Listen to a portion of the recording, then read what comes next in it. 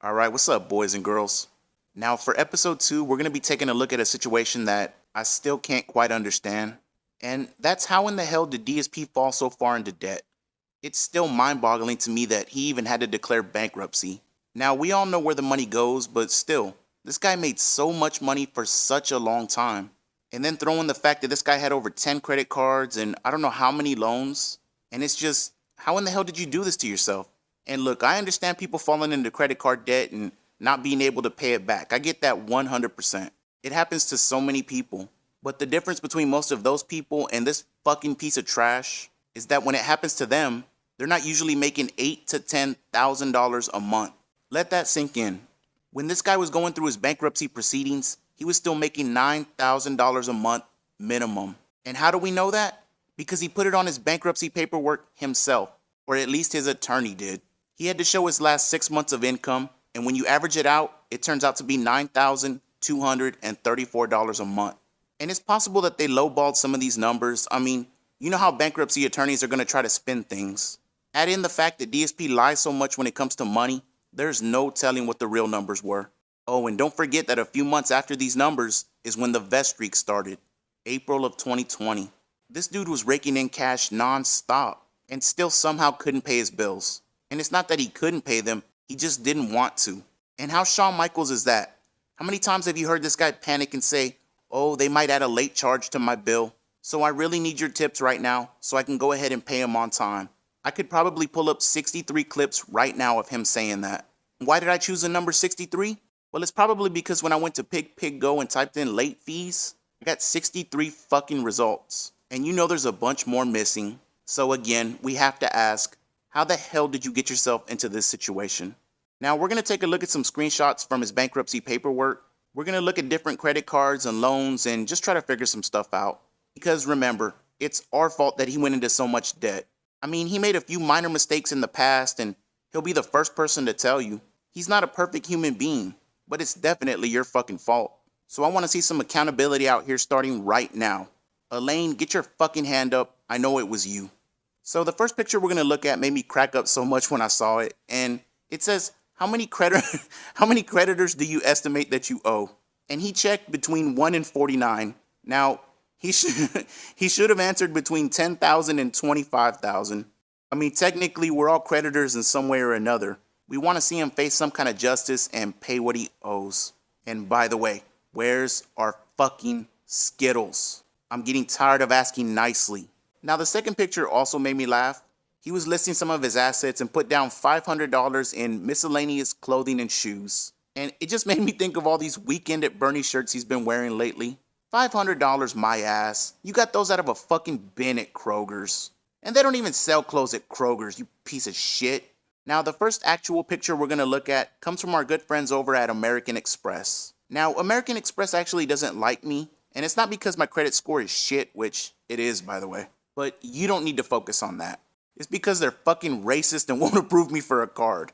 But apparently they approved him for a card, and he racked up $1,128 that he was unable to pay back. So go fuck yourself, American Express. And by go fuck yourself, I mean, can I please have another credit card? Because that's exactly what happened. And he racked up $6,422 worth of consumer debt. And that's important to remember, because despite all these business expenses he claims he has, these were all charged off as personal consumer debt. And by the way, American Express, now you can fuck off. Because we have to go over to our friends at Bank of America. And this heathen piece of shit charged off $26,038. What do you even spend that much on? I mean, was this towards his condo or his car or what? And it's not like he has a bunch of student loan debt because he paid that off a long time ago. But just for the sake of the video, we'll say that $26,000 went to the business. You know, he had to put that cheap-ass soundproofing foam up. He had to get that really expensive gamer chair that he has that was donated, by the way. And don't forget when he had to get a new TV and what was it, a PS4 Pro? On short notice, which was also donated, by the way. But don't worry about that. You guys ask too many questions. Can't a guy just declare bankruptcy without all you fucking nosy trolls pestering him all the time? I love it. Now for the next screenshot, we're going to go over to Bank of America's older, less talked about cousin. And that's the BMW Bank of North America, which I didn't even know was a real thing. But this asshat managed to rack up $2,741 worth of consumer debt that he couldn't pay back, or just didn't want to.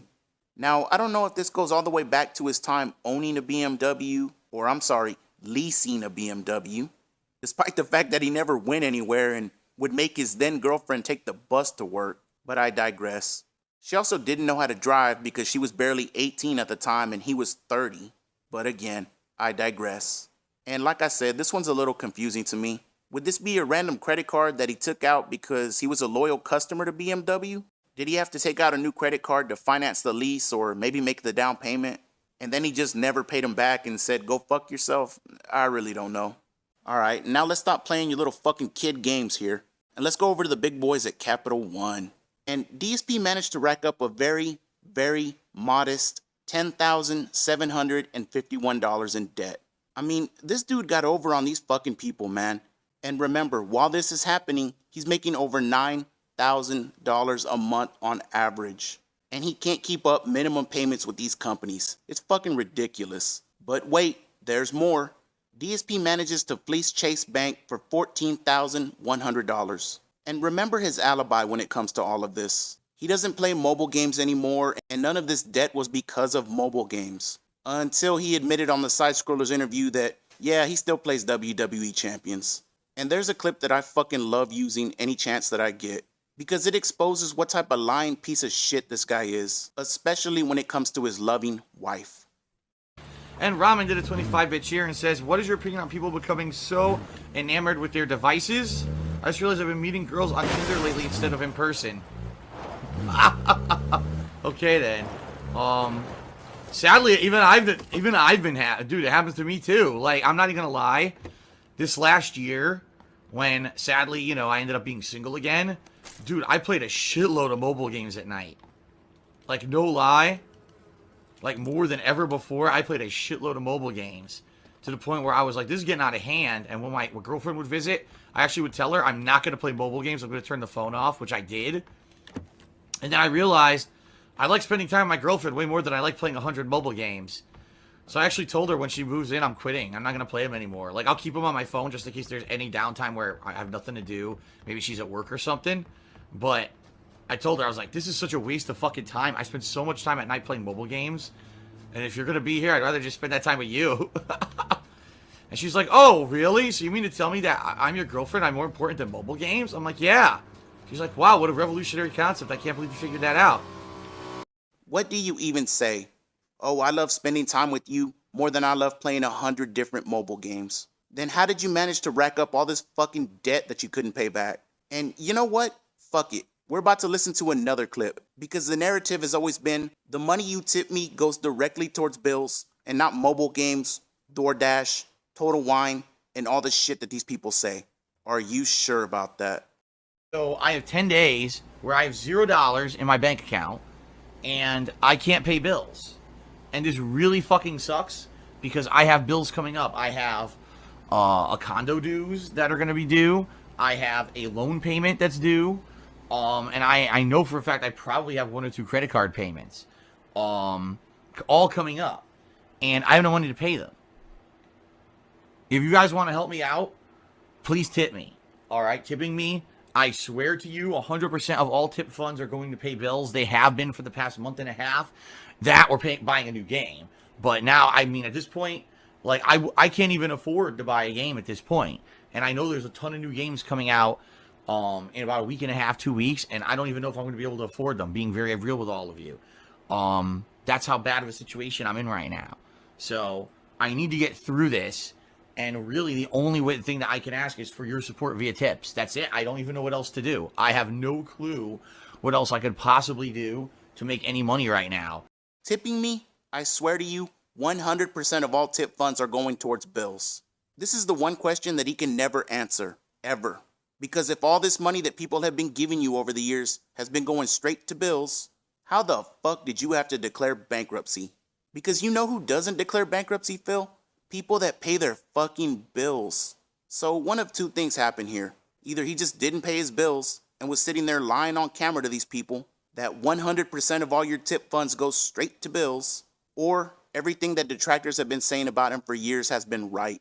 It all goes to mobile games, DoorDash, and a total of fucking a wine.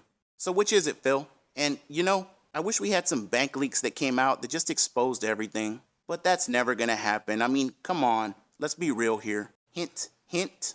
Now, let's go to the next screenshot. And for one night only, I'm offering you a 3-for-1 special at my restaurant, Citibank. You are gonna get an appetizer, an entree, and dessert. And I'm only gonna charge you the low price of $37,994. And you're gonna take the deal because you'd have to be a stupid idiot to not agree to something like that. It's unbelievable, man. And like I said earlier, I understand people getting into credit card debt, not being able to pay it back, maybe even getting addicted to shit like that. I understand. Now, we're gonna go off topic for a minute here. It's gonna be story time with Super Crazy, and that might end up being its own series before it's all said and done. But I used to have an ex-girlfriend, and we lived together, right? So it was serious. And thankfully, she'll never listen to this video, and she doesn't know I have a YouTube channel. But one day I was putting something in the closet. I was putting up some shoes or some shit, and she had stuff everywhere in there. I mean, you know how girls are. So I grabbed some shoe boxes that were in the corner, and I was moving them. And when I moved one of the shoe boxes, it didn't sound right. It sounded weird. And I was like, what the hell? So I opened it. And I shit you not, there were like bricks of credit cards tied up with rubber bands. And I was like, what the fuck is this? And there was like 2 shoe boxes of it. So I was thinking these gotta be old expired cards and she just doesn't want to throw them away. But at the same time, I didn't want to just confront her because I knew what it was gonna lead to. So me being super crazy, I just grabbed a random card, went down to the gas station, put gas in my car, and the fucking thing worked. So I went back, put the card back in, tied it with the rubber bands, left everything all nice and neat, and just didn't say shit. And eventually, one day she came to me, and she was like, did you use one of my credit cards? And I was like, why the fuck do you have 1,000,000 credit cards tied up with rubber bands like you're El Chapo? And then we had to have that whole conversation. So I say all that to just convey that I understand. The shit can get out of hand real quick. But when you sit there and constantly lie, deflect, blame other people, this is what happens to you. Nobody's gonna show you any sympathy. And the only people that you can still get to believe all this shit are some of the biggest losers in regards on the internet, which is why it's always the same small handful of people that support him every day. And unfortunately, it's not gonna change because they obviously can't see what everybody else does. Now, I decided after the fact to just put some screenshots up while I was ranting because it gets repetitive just saying the same thing over and over, but there is one more picture we're gonna look at, and then we'll do our Jerry Springer's final thoughts. Now, this guy had a credit card at Sam's Club and racked up $3,819 in consumer debt, and he just didn't want to pay it back. Don't sit there and tell me you can make $9,000 a month and somehow you can't keep up with your Sam's credit card payments. I don't know why, but that one fucking pissed me off a little bit. Sam Walton is probably rolling over in his grave if he knew Phil Burnell got over on him. What a piece of shit, man.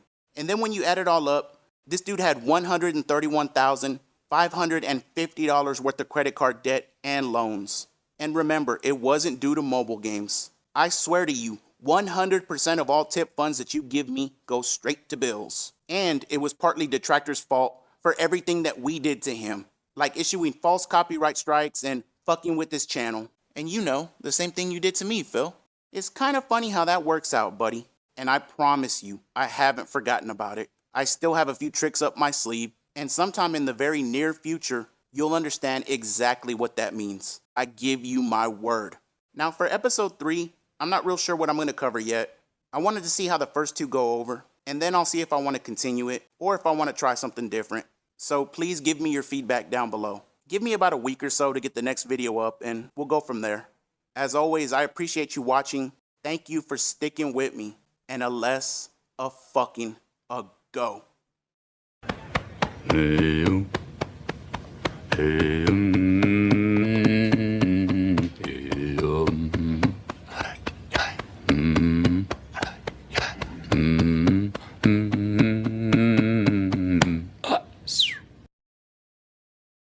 Keep it going, keep it going. Real talk, all right? But right now, I absolutely need help with tips. Again, please, if you can, please tip me tonight. Tips have been slow recently, all right? So, if you want to help me out, please tip me, okay? So, please, if you can, please tip me this week. I'm just saying, tips would be preferred. Please tip me. tipping is, I need help to pay these bills on Monday. So please tip me if you can. All right? Now, since tipping is so important, please tip me. So, what was I saying? I got distracted. Hold on. Tips. Duh.